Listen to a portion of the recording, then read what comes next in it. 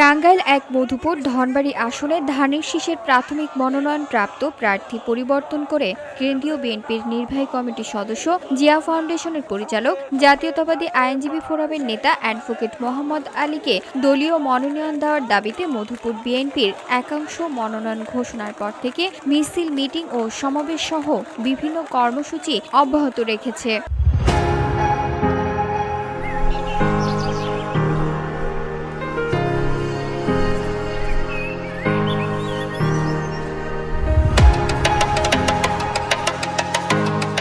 বুধবার সন্ধ্যায় মোহাম্মদ আলীর সমর্থকরা এর ধারাবাহিকতায় বিক্ষোভ মিছিল করেছে। বিক্ষোভ মিছিলটি পৌর শহরের ময়মনসিংহ রোডে অবস্থিত মোহাম্মদ আলীর কার্যালয়ের সম্মুখ থেকে বের হয়ে মধুপুর পৌর শহর প্রদক্ষিণ করে ফিরে এসে সংক্ষিপ্ত সমাবেশ করে।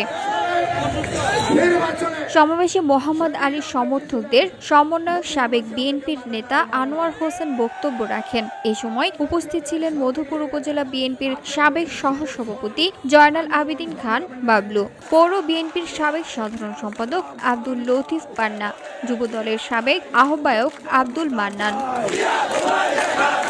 তারা দাবি করেন, গত ১৭ বছরে মোহাম্মদ আলী অন্তত ১৭টি মামলার আসামি হয়েছেন, ৩ বার জেলে গিয়েছেন।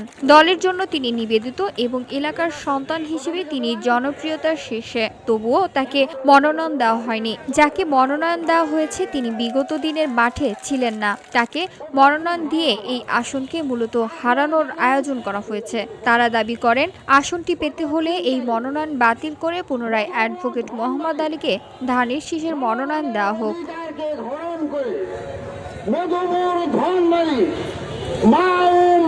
মানুষের দাবিকে হরণ করে মধুপুর ধনবাড়ি মানুষের যে চাহিদা, সেই চাহিদাকে হরণ করে একটা নমিনেশনের নাম। উল্লেখ্য, এই আসনে বিএনপির কেন্দ্রীয় কমিটির ওপর নির্বাহী সদস্য গত ২০১১ সাল থেকে একাধিকবার এই আসনে ধানের শীষ মনোনয়ন পেয়ে প্রতিদ্বন্দ্বিতাকারী ফকির মাহবুব আনাম স্বপনকে দলীয় মনোনয়ন দেওয়া হয়েছে। VOD Bangla news desk.